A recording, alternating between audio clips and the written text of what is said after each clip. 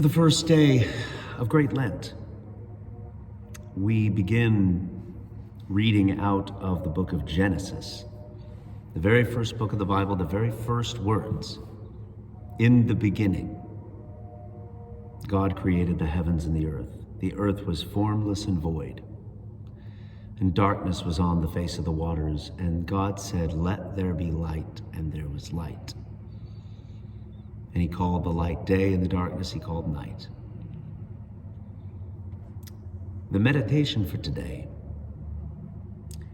says when I'm stuck on how to resolve a problem, I stop ruminating and I start from scratch. Usually by getting a fresh look at a problem, I realize how to figure out a solution.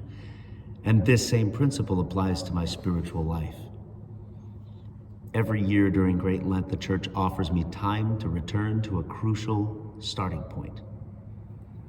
We go back, in other words, and we relate to God as Creator, as the one without whom there would be no existence. As St. Paul would say, in him we live and move and have our being. And I think part of being truly human is recognizing that fact.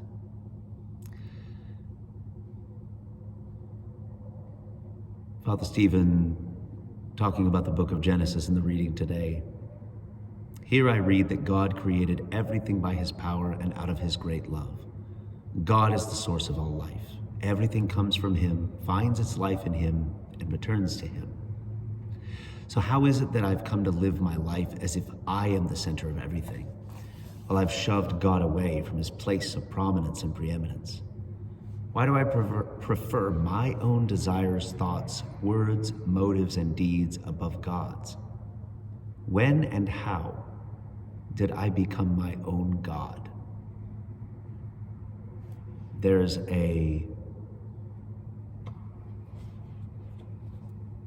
just a funny little phrase that I think I've seen it on maybe t-shirts, bumper stickers. It said there's two rules in life. One, there is a God, and two, you are not him. And as simple as that might sound, one of the most calming, centering, relieving realities to remember is simply that you are a creature. You are someone who was made.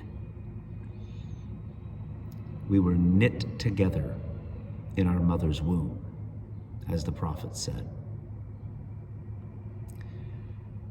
When we stop and spend time in prayer, meditation, calling on the name of God, and meditating on him as, he who is everywhere present, filling all things, without whom nothing was made that was made,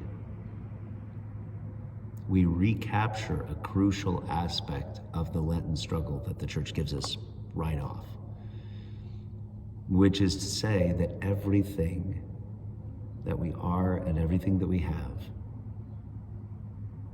is to be seen as gift. It is to be seen as in our life on purpose by a God who created and tends to us. So as we go into this great fast, take time in your prayer to be silent as a creature who is breathing, whose heart is beating, who is in the presence of the one who made him, or the one who made her. And regain your sense of creatureness and be in the presence of the eternal and almighty Creator who is good and loves mankind. So we will continue, God willing, with meditations tomorrow. God bless you. Have a good evening.